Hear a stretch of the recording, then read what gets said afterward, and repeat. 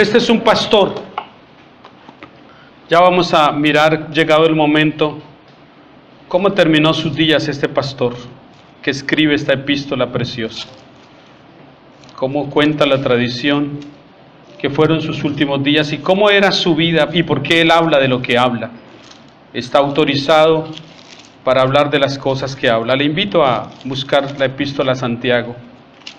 Él suele pasarla por ahí cerca de Juan, de Primera de Pedro y de Judas, porque son familiares con Judas, hermanos, y hermanos del Señor también, los dos, casi nada, ¿no? Entonces estamos hablando de un hombre que tiene un gran currículo, hermano del Señor. Muy bien, pero como la maratónica que pretendo tener hoy es una maratónica, porque intento que cerremos la epístola de Judas hoy, de Santiago, perdón, Judas ya la estudiamos, de Santiago, pero en realidad nos faltan unos cuantos textos todavía, un poquito ricos y extensos, bastante ricos y extensos. Y no quiero dejar sin tratar algunas cosas que quedaron tratadas superficialmente el pasado domingo. Por ejemplo, veníamos hablando de cuál es el uso debido de los recursos que Dios nos da, y que quede claro para todos nosotros acá, que no nos oponemos al hecho de que algunos de nosotros, si no todos, seamos prosperados económicamente por parte de Dios. No estamos en contra de eso. Claro que no.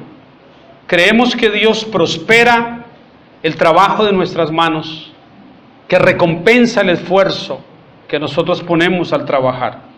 Pero también creemos que esto es un efecto de lo primero, una consecuencia de ser diligentes, que no es algo mágico, que simplemente por dar una ofrenda, entonces Dios está obligado a prosperarlo a usted, o que aceptando un intercambio usted le da 100 y el Señor le devuelve 1000. No hay tal cosa en la Escritura. No funciona de esa manera mágica y piramidal como nos lo enseñan en algunos lugares. No es así. Eso sí no lo creemos. No creemos tampoco que la prosperidad económica sea la prioridad para nosotros.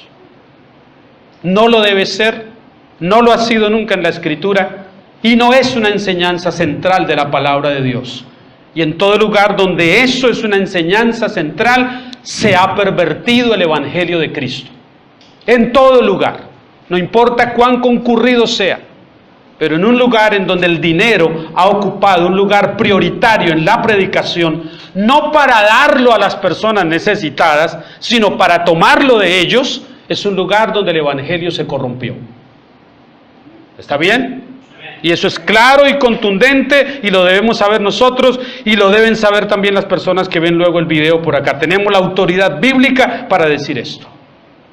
Amén. Bien, entonces es bueno que sepamos que el dinero en sí no es ni bueno ni malo, es amoral. No hay nada bueno ni nada malo en el papel moneda como tal. El problema siempre está ¿en dónde? En el corazón del ser humano. Ahí está el problema. El apóstol Pablo dice un par de cositas porque estamos cerrando con el versículo 5 y 6, que habla a los ricos. Santiago parece incluir no solo a ricos que estaban en la iglesia, ricos económicamente, valga la claridad, y también a ricos fuera de la iglesia, pero que tenían a su servicio empleados cristianos, creyentes, y que los explotaban. Esa es la clase de personas que Santiago parece tener en mente y a quienes les habla duramente. Mire el versículo 5 con el que concluíamos y 6 la vez pasada. Habéis vivido en deleite sobre la tierra y sido disolutos. Habéis engordado vuestros corazones como en el día de matanza, habéis condenado y dado muerte al justo, y él no os hace resistencia. Al quitar el salario, al reducir el salario de los obreros que trabajaban para ellos y enriquecerse en ellos, para gastar en sus propios deleites, cometían 3 pecados por lo menos. 1, robaban el salario justo, no pagaban lo justo. 2, gastaban en ellos mismos eso que era lo que le quitaban al pobre. Y 3, a raíz de eso, inclusive eran calificados de homicidas, porque ponían a pasar hambre, al extremo de que el pobre que trabajaba para ellos sin tener que comer podía inclusive morir, o su familia. Y hasta allá llega Santiago, hasta ese extremo, a decirles: al hacer esto ustedes son homicidas. ¿De qué servía entonces las riquezas? De nada, absolutamente de nada. Pero hay un uso debido de las riquezas también, hay un uso debido. Conmigo por favor vaya un momentico, antes de estar en Santiago, vaya a Primera Timoteo 6, versículo 3. Creo que lo alcanzamos a leer la vez pasada, pero lo quiero fortalecer para que no nos quede ahí como la duda. ¿Lo tiene? Si alguno enseña otra cosa, no se conforma a las sanas palabras de nuestro Señor Jesucristo y a la doctrina que es conforme a la piedad, ¿está cómo? Está envanecido como el algodón de azúcar. Enorme, pero lo hace así, lo reduce y es un saborcito y nada más. Está envanecido. Nada sabe, aunque habla muy bonito, pero nada sabe. Y delira acerca de cuestiones y contiendas de palabras, de las cuales nacen envidias, pleitos, blasfemias, malas sospechas, disputas necias de hombres corruptos de entendimiento y privados de la verdad, que toman la piedad como fuente de ganancia. Júntate a los tales. Siembran su ministerio. ¿Así dice? No promuevas esa clase de engaño, de error. Eso es lo que dice Pablo a Timoteo. No promuevas eso. Alguien acentúa el tema del dinero cada vez que predica. Acentúa eso. Incita de alguna manera muy suspicaz a las personas para que mientras predica vengan y le tiren dinero a sus pies. No es bíblico eso. Y cuando una persona que es temerosa de Dios ve que alguien hace eso, debe inmediatamente, como hombre de Dios, temeroso de Dios, decir: no se compra el favor de Dios con dinero. No esté trayendo dinero al altar a tirarlo acá porque escuchó una palabra. Eso no es bíblico, es una mala práctica que un hombre temeroso de Dios tendría que detenerla con la autoridad de Dios. Si van a dar algún dinero, que lo den en el momento de la ofrenda. ¿Por qué quieren exhibirse mientras la palabra está siendo expuesta? ¿Para qué? Para que el charlatán que está dando la palabra aproveche y diga: yo no estoy pidiendo nada acá, pero mire qué bueno lo que el hermano hizo. ¿Por qué otros no hacen lo mismo? Tal manera de proceder es suspicaz. Es suspicaz. Tiene la intención de que todos hagan lo mismo. Y eso es un engaño. Ese evangelio es un evangelio engañoso. No tenga miedo. Mire lo que dice Pablo. Nos dice a nosotros: pero gran ganancia, versículo 6, es la piedad acompañada de contentamiento. ¿Por qué contentamiento en toda circunstancia? Porque nada hemos traído a este mundo y sin duda nada podremos sacar. Y este hombre, sabiendo que pronto moriría, le dijo a su esposa: alístame mis mejores vestidos y los mejores relojes que tenía y unos cuantos perfumes de los más finos que yo solía comprar. Y pon todo en un paquete. Y cuando yo esté en el féretro, por favor, deja sobre mi féretro esas cosas, que cuando yo sea levantado, porque era creyente, que cuando yo sea levantado, tomaré ese paquete conmigo para llevarlo también. Y es el último deseo de un moribundo. La esposa lo cumplió y puso todas las cosas sobre el féretro. Y no pasó nada, el hombre no se levantó en ningún momento, lo llevaron, cargaban el paquete ahí, lo llevaron hasta el cementerio para ver en qué momento, y el paquete tuvieron que traerlo de vuelta. Entonces, regresando a casa, la mujer dijo: hubiese puesto yo mejor ese paquete de cosas en el sótano, porque él estaba seguro que iba a subir y a lo mejor no subió, sino que bajó,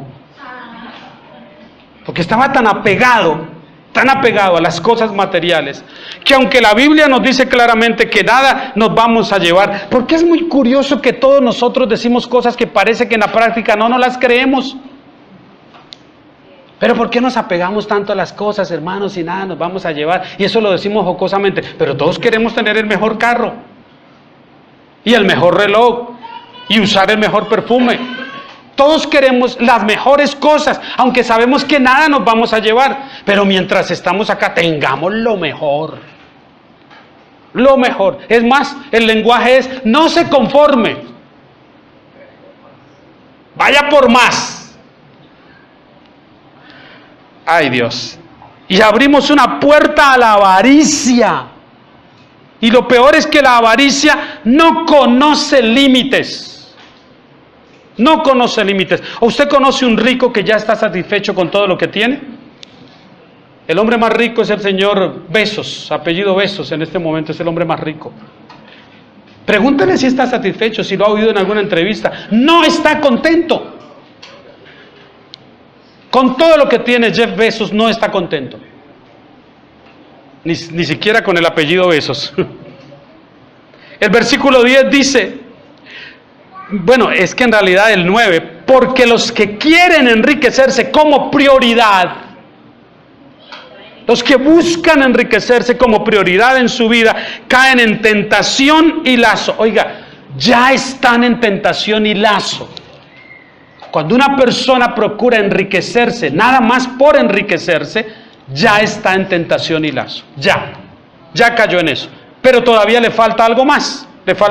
Dice: y en muchas codicias necias y dañosas, que ¿qué hacen? Hunden a los hombres en destrucción. ¿Se da cuenta? Le falta eso todavía. Porque raíz de todos los males es el amor al dinero. Y usted, hermano, me dicen a mí, y usted, hermano, que predica tanto contra la prosperidad económica, ¿no se da cuenta que la Biblia dice que raíz de todos los males es el amor al dinero? No el dinero, sino el amor al dinero. Pero lo peor es que ellos no ven que ya saltaron al otro escenario, al del amor al dinero. Ya están ahí. Y eso es lo que dice la Biblia. El amor al dinero. No el dinero, sino el amor al dinero es la prioridad para algunos, y eso es su mayor destrucción. Raíz de todos los males. ¡Qué curioso! Sí, es verdad, no es el dinero. Es el amor, es el tener como prioridad cosas solo por el placer de tenerlas y nada más. Y oiga lo que añade: el cual, el dinero, no el bienestar que trae, sino el dinero, el cual, codiciando a algunos, ¿qué pasó con ellos? No todos. Oiga, algunos. No todos se extraviaron. No todos estaban preparados para manejar la superabundancia que Dios les daba. Dice que algunos fueron preparados por el Señor, pero otros no. Y los que no estaban preparados por Dios para administrar tanto, ¿qué pasó con ellos? Se perdieron. Mire lo que dice: se extraviaron de la fe primero, ya no son creyentes como nosotros, ya no son hermanos en Cristo, y segundo, fueron traspasados de muchos dolores. ¡Qué fuerte! Y mire el versículo 17, entonces, ¿qué deben hacer las personas que son beneficiadas económicamente, bendecidas económicamente en la iglesia? ¿Qué deben hacer? Versículo 17.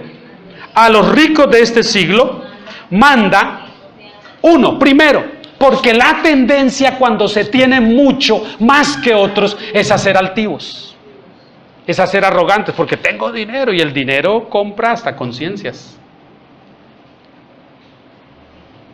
Y la gente con suficiente dinero creen que pueden comprar lo que deseen. Pero hay cosas que definitivamente, como bien dice la propaganda, el dinero no compra. No todo lo compra el dinero. Claro que no. Un hombre con mucho dinero y es víctima de un cáncer y con todo y su dinero, bueno, ahí tenemos el ejemplo del fundador de Apple, Steve Jobs. Todo el dinero del mundo, ¿sabe cuánto dinero tiene esta compañía? Y no hubo, todo el dinero que acaparó en todos sus años no sirvió para detener el cáncer de páncreas que lo llevó a la tumba. Y se murió, joven, relativamente joven. No sean altivos, no pongan la esperanza en las riquezas porque son... No hay nada que cambie más de manos como el dinero. Nada cambia más de manos como el dinero. No tengan sus esperanzas en las riquezas porque son inciertas, sino en el Dios vivo que nos da todas las cosas en abundancia. Para que las disfrutemos. Las cosas se disfrutan, las personas se aman. Cuando usted ama las cosas y disfruta a las personas, usted alteró el principio. Se aman a los seres humanos y se disfrutan las cosas. Ese es el orden. Y entonces luego termina con el 19, el 18. Que hagan bien los ricos. Hagan el bien. ¿Cuál bien? Que sean ricos en buenas obras, dadivosos, generosos. ¿Tienes dinero más que otros hermanos? Bueno, dar al Señor debe ser lo más grato para usted. Y debe ser grato para usted dar mucho más que el hermano que no tiene tanto como usted. Debe verse reflejado en eso. Usted ha sido más bendecido, tiene más económicamente. Usted no va a dar lo mismo que da la hermana pobrecita que llega escasamente con lo del transporte a la iglesia y nada más. No puede ser de esa manera. Atesorando para sí buen fundamento para lo porvenir, que echen mano de la vida eterna. Es decir, les está diciendo, todo esto es temporal. No importa cuánto tengan, es temporal. Es temporal. Ojo, miren hacia adelante, porque lo que les espera a ricos y a pobres por igual es lo eterno. Eso es lo que dice. Y ahora sí vamos a Santiago, por favor.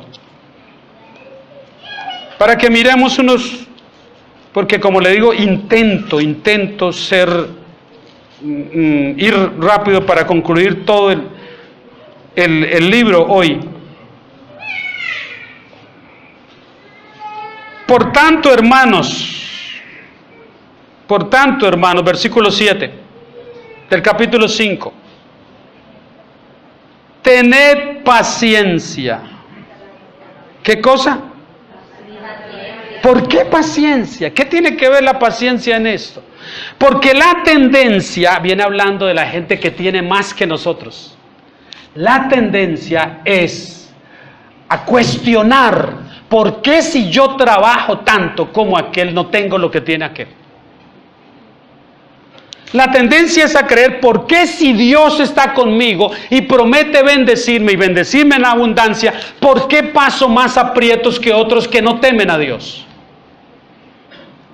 Esa es una tendencia a caer en eso y a perder la paciencia y a volvernos impacientes. Y él comienza a meterse en un tema para concluir. Santiago va a concluir su epístola como la comenzó. Comenzó hablando sobre las aflicciones. ¿Recuerda el capítulo 1? Soportando las pruebas.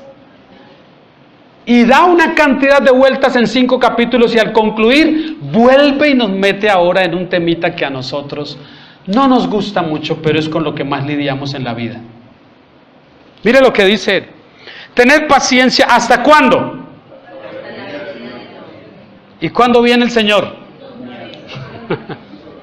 Entonces, ¿cuándo tiene que ser paciente usted?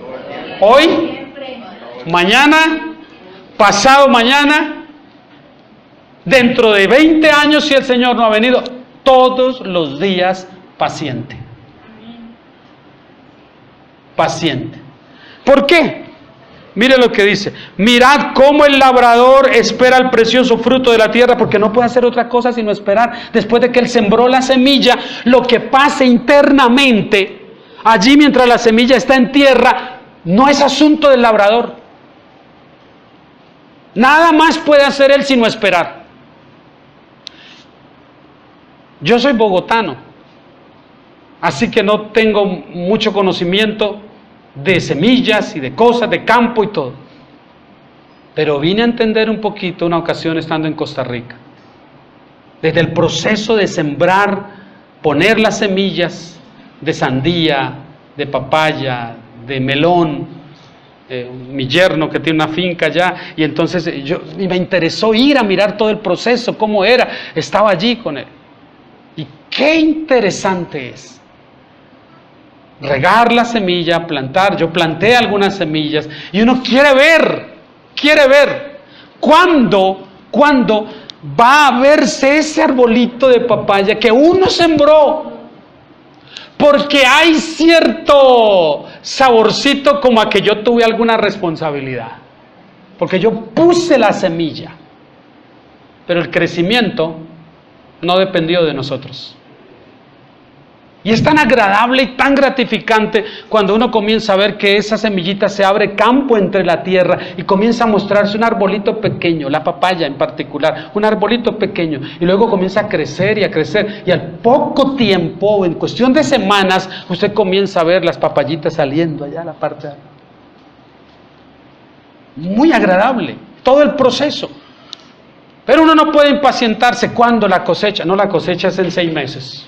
Papaya, 6 meses, 6 a 8 meses, ni modo, no podemos esperar antes, toca esperar ese tiempo, pero y no trate de apurarla, porque estos no darán su fruto antes del tiempo. El labrador tiene que hacer esto, mire lo que dice, propio de la tierra de Palestina, aguardando con paciencia hasta que reciba esa planta, la lluvia temprana y la tardía, las 2 estaciones. Hasta que esto suceda, tened también vosotros paciencia, así como el labrador, y afirmad vuestros corazones. ¿Por qué? Entonces hay una pauta. La paciencia nuestra es hasta que el Señor venga, pero el Señor está por venir. Ese es el juego allí, de palabras. La paciencia nuestra debe ser hasta que el Señor venga, pero el Señor está por venir. Pero ese está por venir, ¿es que vendrá mañana? No sé. No podemos decir que no, porque no lo sabemos. ¿Es que vendrá en 3 meses o en 6? ¿Es que nos hallará aquí en este grupo bonito cantando y adorándole? No sabemos. Ciertamente no lo sabemos. El día que me atreva a dar una fecha, somos una secta. Y tendrían que salir corriendo todos. Hermanos, no os quejéis unos contra otros. Esto es lo que debemos hacer en las diversas circunstancias de la vida. Lo primero, no quejarnos. Porque mi patrón que es rico está abusando de mí. No me quejo ante el Señor de esto. No con el hermano, no con otra persona. No me quejo, ¿para qué? Para no ser condenado. Porque el juez justo está delante de la puerta y ese juez justo es Dios. Hermanos míos, tomad como ejemplo de aflicción y de paciencia a los profetas que hablaron en nombre del Señor. He aquí tenemos por bienaventurados a los que sufren. Habéis oído de la paciencia de Job. ¿Quién no ha oído de Job? Y habéis visto el fin del Señor, que el Señor es muy misericordioso y compasivo. Es que una cosa es leer nosotros la historia de Job, porque conocemos el final.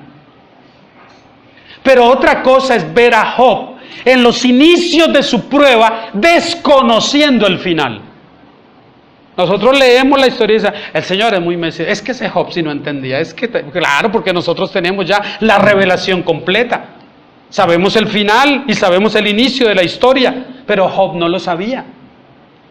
Cuando comenzó su dura prueba, él no sabe cómo va a terminar esto. Y no fue probado a causa de sus pecados. Dios quiso probar simplemente la integridad de Job y punto. Y permitió que el mismo diablo viniera y les zarandeara, pero Dios fue el que permitió la prueba. El diablo tuvo que venir ante el Señor a pedir permiso para tocar la vida de Job. Y Job nunca anduvo reprendiendo al diablo. Nunca, no hay un solo texto en el libro de Job que diga que Job reprendió al diablo, que anuló y que canceló todo actuar del enemigo. No hay nada como eso. Job supo perfectamente que la soberanía de Dios está por encima de ese control momentáneo que el diablo parece tener de una circunstancia. Y supo a quién ir y fue al Señor. Y al final nosotros vemos cómo el Señor se comportó con Job. Y por eso dice, el Señor vimos el fin. Conocemos el fin, el Señor es misericordioso y compasivo, pero ¿lo vio Job así siempre? Maldito el día que nací. El hombre más manso, el hombre más paciente, el más manso era Moisés, el más paciente. Y dijo del día en que él nació, maldíganlo todos los seres humanos el día en que nací. Y el día en que alguien corrió a decir que nació un varón, que hasta las estrellas afeen ese día. Estaba deprimido. Es el lenguaje de un hombre deprimido con lo que está viviendo. Y sin embargo, mantuvo su integridad para con Dios. Para con Dios. Y Dios al final se muestra como misericordioso y compasivo. Y el versículo 12 nos centra en las actitudes nuestras. Y aquí vienen unas cosas riquísimas que no quiero arrullar a ninguno. El que se esté medio durmiendo tiene permiso para pararse un poquitito y hacer así. ¿Qué me pasa? Estoy oyendo la palabra, ¿por qué me duermo? Porque esto es importante. Pero sobre todo, hermanos míos, o si quieren apagamos el aire para no arrullarlos. No juréis ni por el cielo, ni por la tierra, ni por ningún otro juramento. Esto es para hablar de integridad en nuestro decir, en nuestro hablar y en nuestro comportarnos, que haya coherencia. Eso es simplemente. El cristiano no anda diciendo, juro que tal y tal cosa. No, el cristiano tiene una palabra y su palabra cumple. Cumple. Haga, mira hermano, honre su palabra. Usted no necesita poner testigos de por medio. Usted no necesita ni siquiera, es más, cuando alguien le hace un préstamo a usted y le exige firmarle un documento, ¿cuál es el problema en firmarlo si usted piensa cumplir su palabra? Lo que menos yo le digo a una persona que me llegue a exigir firmarle una letra por un dinero que me presta, es decirle, ¿acaso desconfía de mí, hermano? Justamente porque el hermano tiene derecho para eso y yo tengo en mente devolverle ese dinero, no tengo ningún reparo en firmarle lo que sea. Porque no tengo en mente robarme el dinero del hermano. Y me hace firmar una letra. Claro, hermano, tal día le devuelvo y usted me devuelve mi letra y listo, no hay problema. Pero cuando alguien le cuestiona, y es que no confía en mí, ya hay razón para desconfiar. Porque ya está diciendo, está poniendo eso en tela de juicio y ya es motivo como para desconfiar, ya peló el cobre. Y hay que ser cuidadoso con eso. No jurar, no. Dice que vuestro sí sea sí y vuestro no sea no, para que no caigas en condenación. Y menos meter el nombre de Dios de por medio. Y esa facilidad con que las personas, mire, yo le juro por mis hijos que es lo más sagrado que tengo. ¿Ha oído eso? Tal día, le juro por mi mamacita que está en los cielos que... Y vienen y obtienen lo que quieren y después, ¿y el juramento? Pero juró por los hijos, juró por la mamá, juró por... Por eso dice, no jures. Tu palabra debe ser suficiente. Lo que tú has dicho es suficiente para que las personas crean, porque estás dispuesto a portarte de esa manera. Y aquí entonces nos entra en un temita que es donde voy a detenerme un poquito. ¿Quiénes saben lo que es aflicción? ¿Qué es aflicción? Esto como que no está sirviendo. ¿Se dañó otra vez? Tristeza, dolor, preocupación, angustia. ¿Quién aquí no sabe lo que es aflicción? Esto no sirve, no dejémoslo quieto. ¿Quién aquí no sabe lo que es aflicción? Eso quiere decir que todos. ¿Quién no sabe lo que es adversidad? Algunos hemos hecho hasta posgrado en eso. Sabemos, vivimos en eso todo el tiempo. Y las excepciones más bien es lo otro en ocasiones. Etapas que se prolongan. Y Santiago dice esto. ¿Está alguno entre ustedes afligido?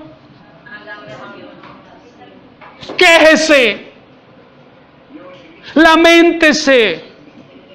Convoque a una reunión masiva de oración, intercesión en todo el mundo a favor de eso que le está pasando. ¿Eso es lo que dice? Haga oración. Usted, que es el que está en esa prueba. Usted principalmente, porque hay personas expertas en poner a otros a orar por las necesidades de ellos o de personas cercanas, pero ellos jamás oran.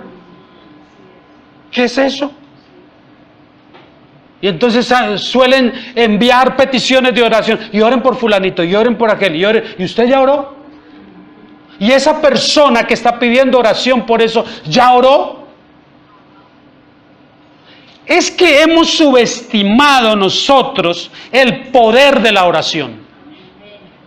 ¿Sabe? Nuestro lenguaje habla de lo poco que creemos en la oración. Para muchos de nosotros la oración es el último de todos los recursos. Después de que el hermano nos cuenta todas las pruebas que nos cuenta, lo oímos con pesar y con tristeza y agachamos la cabeza y decimos: hermano, no puedo hacer nada más por usted, solo orar. Oiga lo que decimos. El hermano está emproblemado, van a quitarle la casa, no tenemos el dinero que necesita para pagar la hipoteca, su esposa lo abandonó, sus hijos se están portando mal y se queja de 1000 cosas con nosotros, y cuando lo oímos no vemos una solución y todo lo que le decimos es: no puedo hacer nada por usted, hermano, solo orar. Y ponemos la cara de víctimas. Solo orar. ¿Sabe lo que estamos diciendo con eso?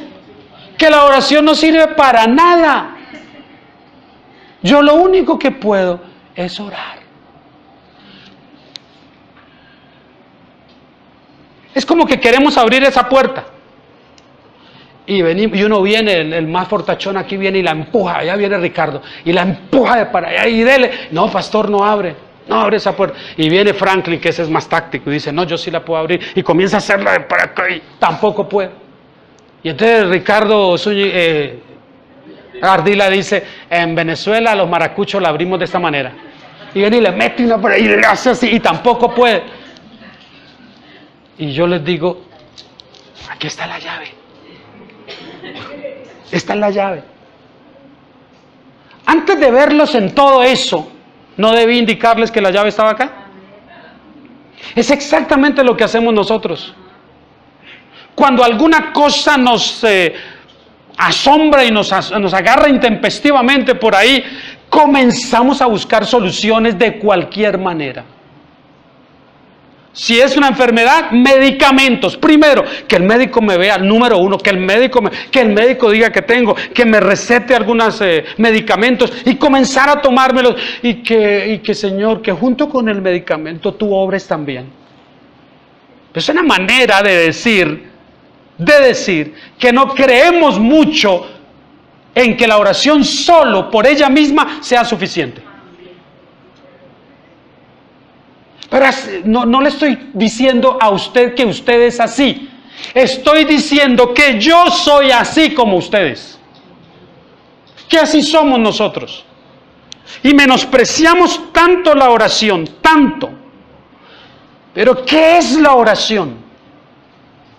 Esta oración que habla Santiago aquí: ¿estás afligido? Ora. Órale, cuate, dicen en México. Ora. Llegó la hora de orar, ora. Si no oras ahora que estás en esta prueba, ¿cuándo orarás? ¿Como Jonás?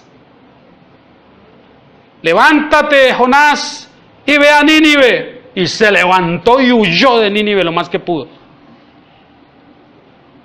y no oró. Jonás, te mandé a Nínive.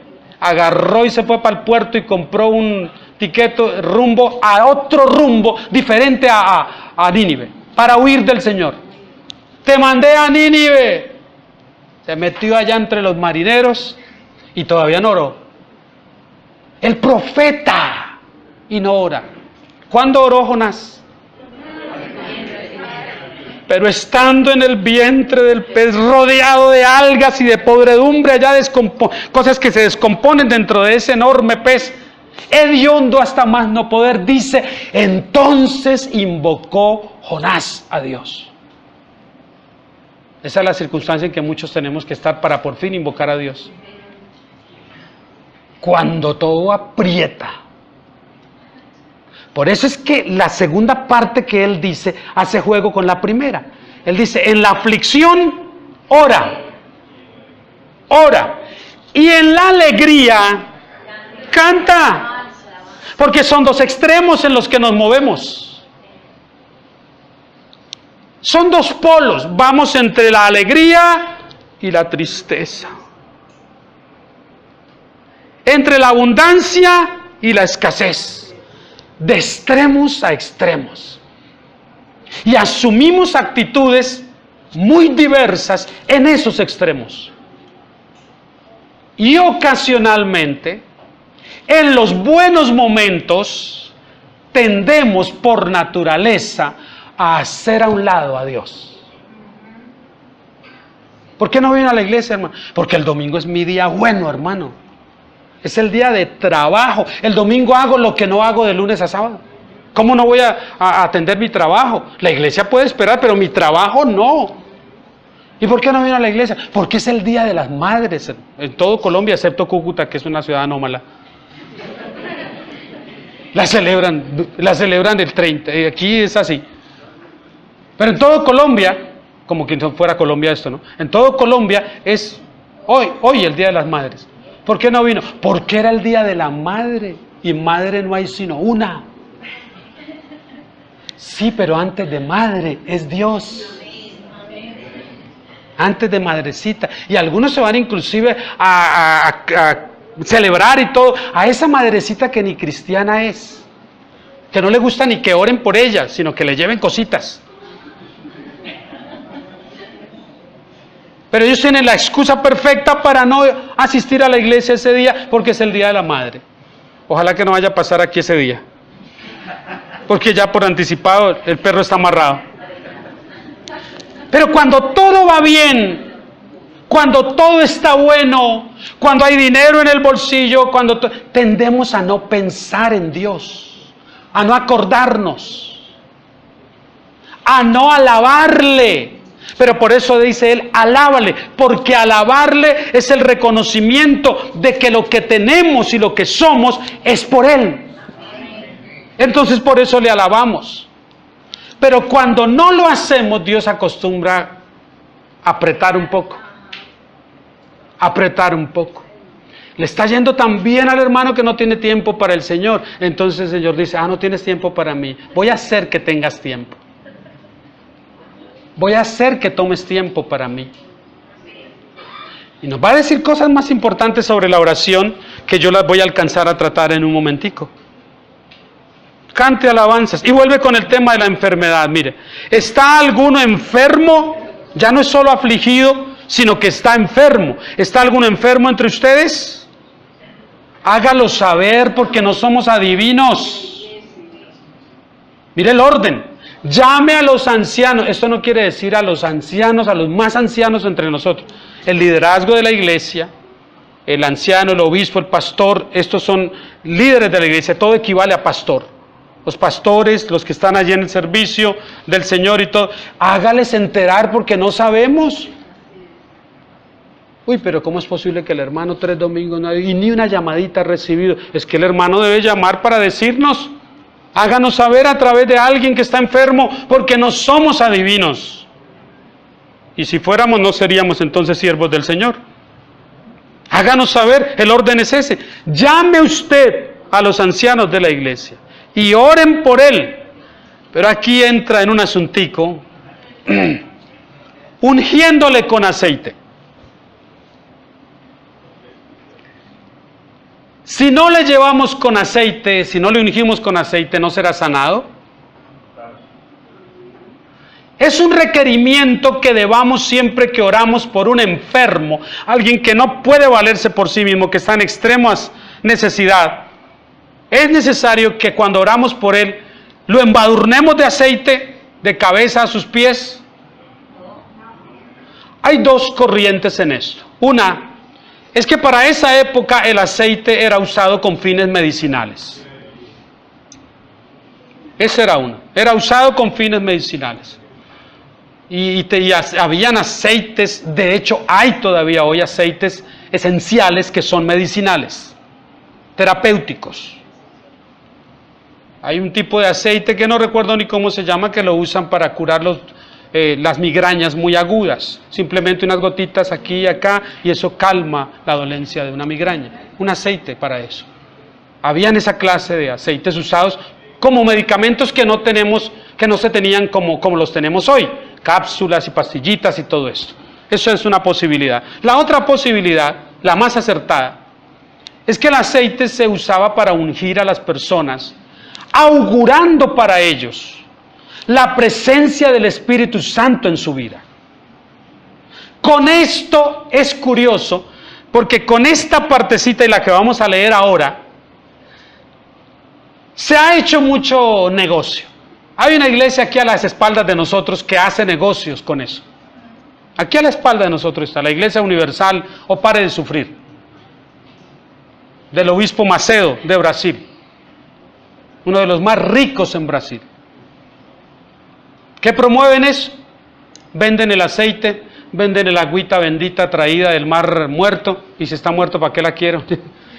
Y venden entonces el agua del río Jordán y una porcioncita del monte Sinaí, la tierrita y todo. Y es un negocio sucio, supersticioso, en donde hasta media la hechicería y cosas como esta. Y las personas van allí creyendo que en efecto si compra ese aceitico y va y se lo pone así, ya va a estar sano.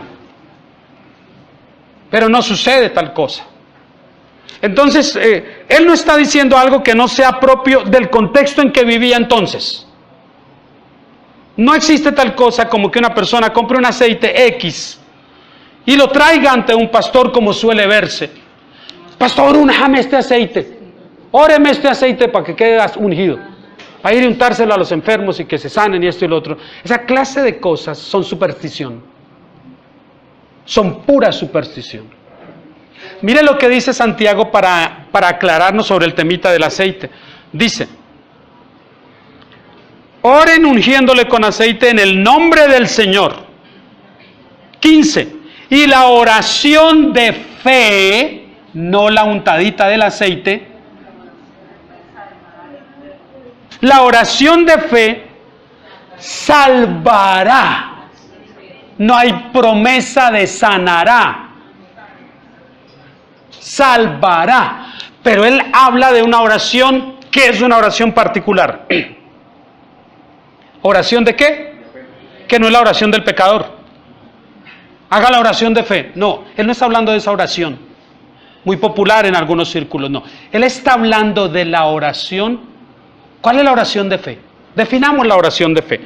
¿Cuál es la oración de fe? Vamos al Evangelio de Juan. Evangelio de Juan, capítulo 14. Palabras del Señor Jesús. Juan 14. Y todo lo que pidiereis al Padre en mi nombre, ¿qué? Lo haré, para que el Padre sea glorificado en el Hijo. ¿Cuál es el propósito entonces? Cuando Dios nos responde a una plegaria, ¿qué propósito tiene eso? Que Dios sea glorificado. Entonces, cuando nosotros pedimos algo en la oración, lo que debemos preguntarnos primero es: ¿esto glorifica al Señor de alguna manera? ¿Esto que estoy pidiendo trae gloria al Señor o solo lo quiero porque es un capricho que yo tengo y nada más? Debemos preguntarnos eso. con mucho cuidado. Estar conscientes de eso. La oración de fe es esa oración que aunque no consiga lo que la persona quiere, lo deja tranquilo en que Dios hará lo que considere mejor. Es la oración que se pide conforme a la voluntad de Dios.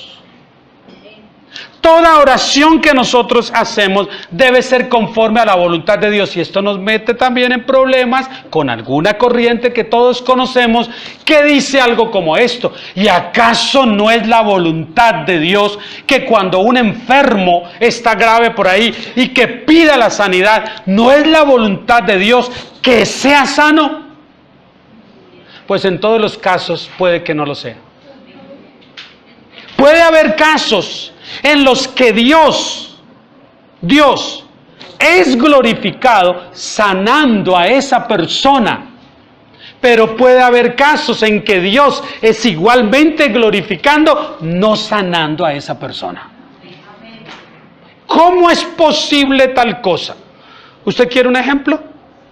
Un ejemplo, primera de Timoteo, y les tengo más ejemplos, pero vamos con uno. Primera de Timoteo 5:23. Este es un discípulo amado para el apóstol Pablo. Es amado. Lo ha dejado en Éfeso para que eche adelante la iglesia, instituya ancianos y la iglesia camine. Es un joven, pero es un joven con un problema parecido al mío, un estómago muy sensible. Y hay ciertas cosas que él come y le hacen daño. Y entonces las evita.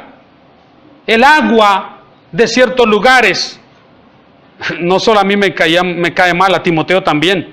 Y Pablo le dice, ya no bebas agua, sino usa de un poco de vino por causa de tu estómago y de tus frecuentes enfermedades. Me tocó tomar vino como Timoteo. Ese no es mi caso. Porque hoy en día hay agua que puede ser muy bien tratada, pero entonces no. Y entonces le dice, tienes un problemita de estómago, ¿por qué no oro por él y lo sano? ¿Verdad? Pablo. El Pablo que llegó una vez a la isla de Malta y mientras llegó allí una serpiente vino y le dio venenosa, tremenda mordedura y todo eso esperando que se muriera. Y él vino y retiró la serpiente y ya el veneno estaba dentro, oró y no le hizo nada, no pasó nada con Pablo.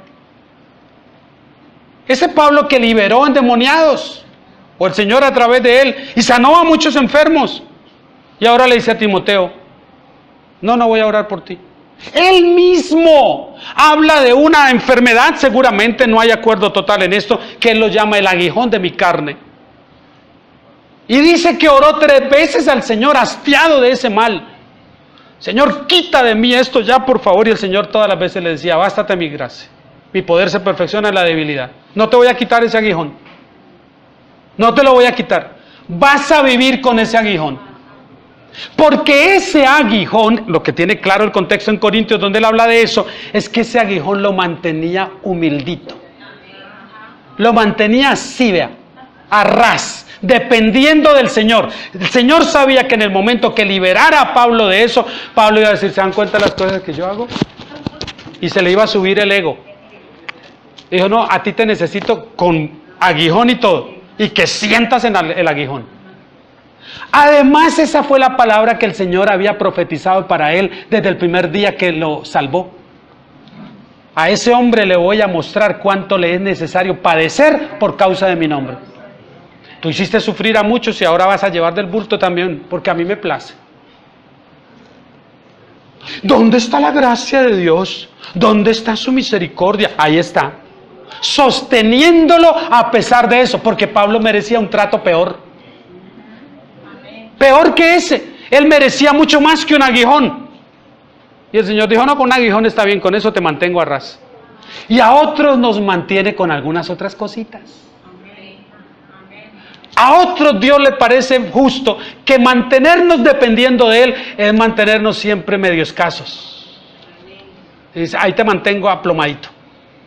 Si te suelto más, yo te conozco, mijo. Ahí te mantengo quietico. Si te doy demasiados bríos, demasiada salud y te sientes como un búfalo, vas a querer ir detrás de todas las vacas. Y yo no quiero eso para ti. Así que mejor te mantengo con dolorcitos de próstata y cosas como esas. Ahí te tengo, quietico, finito, tomando tamusolina y toda esa cosa. Porque Él sabe cómo lo hace. Dios sí sabe, mi hermano. Ahora, me gusta lo que dice, porque mire cómo lo plantea Santiago. Santiago dice que la oración de fe, ¿qué hará? Salvará primero. Lo pondrá en armonía con Dios y lo preparará para lo segundo. Y el Señor lo levantará. Y me gusta el lenguaje porque la promesa lo levantará. No necesariamente es que lo sanará, sino que posiblemente lo levantará a su presencia también. Y eso es mejor que lo otro. Lo pondrá en armonía con Él, lo salvará y luego lo llevará a su presencia si es el caso. ¿Usted ha orado por personas con toda la intención de que se sanen y se mueren? Y usted tiene la unción de muerte para orar por los enfermos. Pero no es mucho más loable eso. A ver, traer a una persona a los caminos del Señor que se reconcilie con Dios, se iba a morir igual, pero sin Dios. Y Dios lo pone a usted ahí. Y después de que el Señor se lo lleva, que dio muestras de genuino arrepentimiento, de haber sido regenerado, y el Señor se lo lleva, y usted, pues yo, ¿por qué se murió? ¿Y por qué se lo llevó?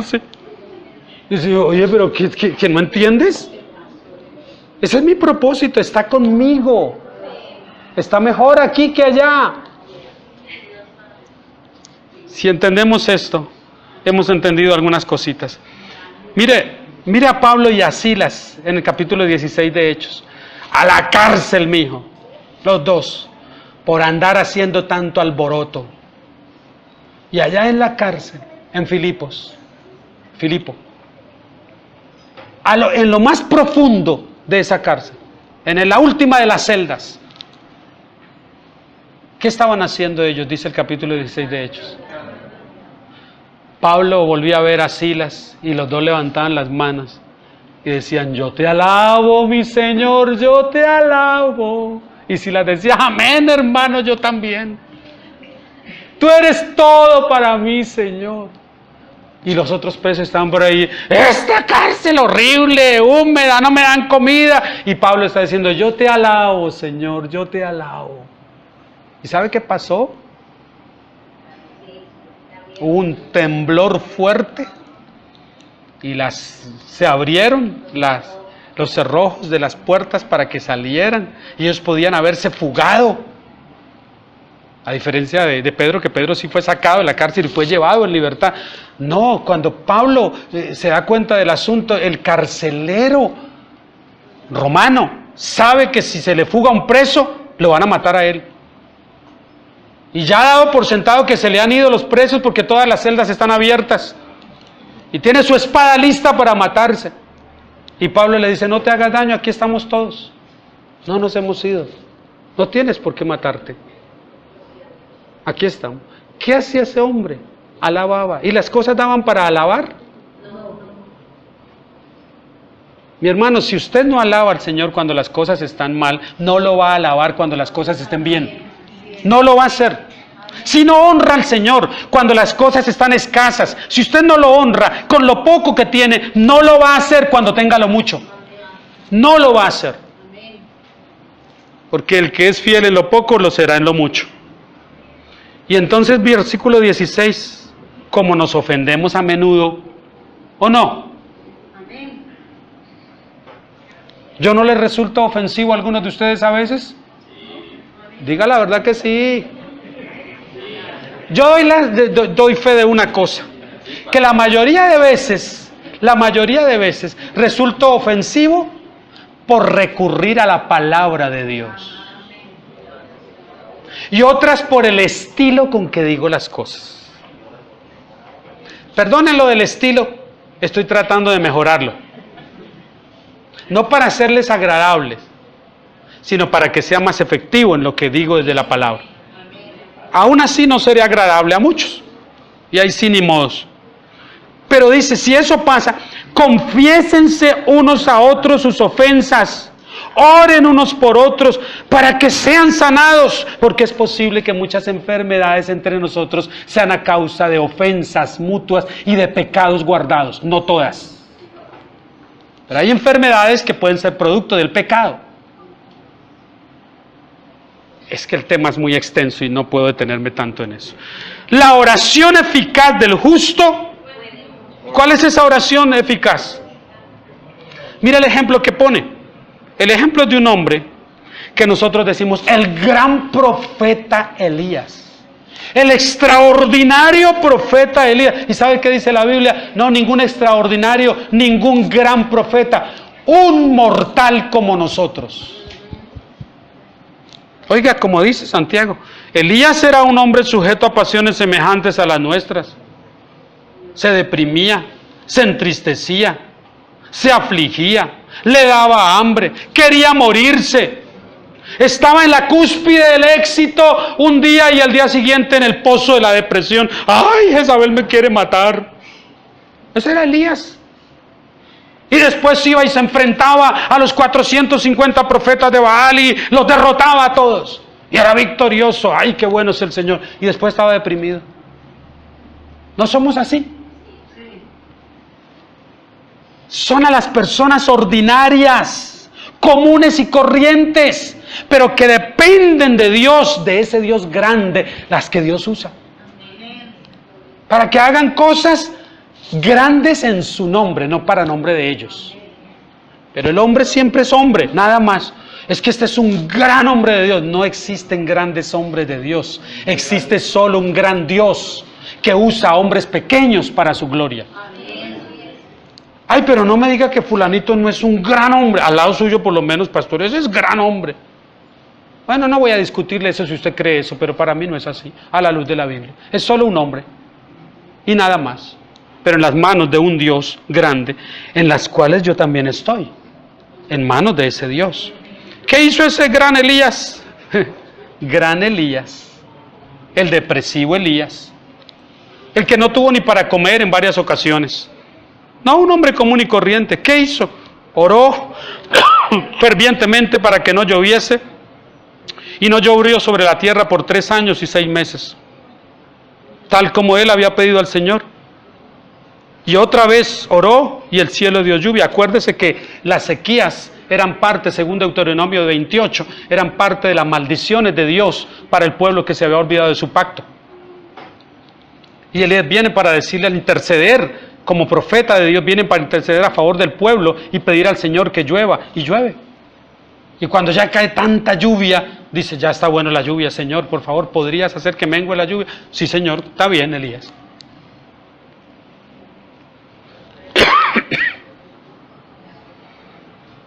...19 y 20... para que terminemos con Santiago, porque si no Santiago termina con nosotros. Hermanos, si alguno de entre vosotros se ha extraviado de la verdad y alguno le hace volver, sepa que el que haga volver al pecador del error de su camino, salvará de su muerte un alma y afirmemos la pureza y la santidad, afirmémosla entre nosotros mismos. Y si un hermano entre nosotros conscientemente persiste en una vida pecaminosa y pretende ser reconocido como hermano de la fe o hermana en la fe, pero persiste en una condición abiertamente pecaminosa, cualquiera de nosotros, en amor y para bien del hermano, es llamado a hablar con él y traerlo al orden, bíblicamente. Bíblicamente. Y bíblicamente es Gálatas 6:1. Hermanos, si alguno de ustedes es sorprendido en una falta, ustedes que son espirituales, júzguenlo. ¿No están leyendo la Biblia conmigo? Restáurenlo. Los espirituales restauran, los carnales condenan. Entonces usted vio al hermano sorprendido en una falta reincidente y usted viene con amor, considerándote a ti mismo, dice Pablo. No sea que tú también seas tentado en eso que el hermano cayó. ¿Cómo es posible, hermano, que usted siendo miembro de la iglesia bíblica, la gracia, sigue igual de borracho por ahí? ¿Usted no sabe que los borrachos no heredarán el reino de los cielos? No vuelva mejor por la iglesia y pa. ¿Usted cree que esa es la manera correcta? Pero tampoco la manera correcta es buscar una identificación con el hermano y decir, su problema es la cerveza. Hermano, al son de una cerveza hablemos de su problema. Pídase una para usted y una para mí y hablemos del asunto. No. Mediante la escritura le hago ver al hermano en amor que eso no está bien. Y la Biblia dice que si yo consigo, por la mediación de Dios, que ese hermano entre en razón y rectifique, dice, estoy cubriendo multitud de pecados. ¿Por qué? Porque el hermano iba a seguir en la misma conducta y ya no iba a venir ese único pecado, sino que iban a venir otros pecados más. Pero cuando Dios me usó para poner freno a eso, entonces se detuvieron también la cantidad de pecados que lo iban a condenar al hermano. Y eso es lo que estamos llamados a hacer en amor. Ahora, cuando nosotros hacemos eso, la mayoría de personas no lo entienden. Y da tanto dolor cuando con la mejor intención nos acercamos a alguien para decirle que esta o aquella conducta no está bien. Y la respuesta que tenemos es una respuesta áspera, grosera, irrespetuosa inclusive.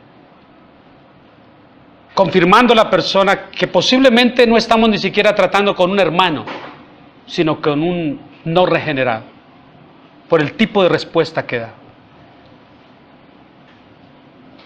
Pero depende mucho cómo le abordemos. Pero estamos llamados a hacerlo en amor, cualquiera de nosotros, sin ocupar una actitud de que yo estoy mejor que usted espiritualmente, soy un poquito más santo que usted, no, sin ninguna clase de orgullo, sino sintiéndonos todos iguales. Santiago habla tanto sobre esto y habla tanto sobre la oración, porque dice la tradición que Santiago, este pastor de esta iglesia, de la iglesia de Jerusalén, tenía sus rodillas encallecidas a causa de las tantas horas de oración que pasaba diariamente. De hecho, se cuenta de él que un día lo tomaron mientras estaba de rodillas en la iglesia, en el templo, orando. Lo sacaron de allí a empellones y lo pusieron encima, en el techo del templo, y desde allí lo lanzaron. Y luego la otra multitud estaba esperándolo para matarlo a pedradas. Esa fue la muerte de Santiago.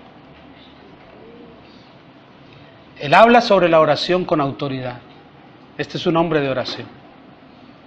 Tenga paciencia, hermano, en la prueba que usted está pasando. Tenga paciencia, porque una cosa es cierta, el Señor nos oye. Inclusive lo que no decimos, pero que lo pensamos, Él lo conoce. Y antes de que lo pensemos, si nuestras intenciones están allí en ebullición, Él conoce eso también. Estamos ante un Dios que conoce todo, que no le podemos ocultar nada. Señor, gracias te damos en esta mañana por la palabra tuya. Gracias por poder entender lo que tú quieres hacer con nosotros. Afina nuestro oído. Dispón nuestra actitud para orar siempre, en todo tiempo. Dice tu palabra, orad sin cesar. Es lo que no estamos haciendo. Es lo que menos hacemos muchos de nosotros. Ayúdanos en el nombre de Jesús.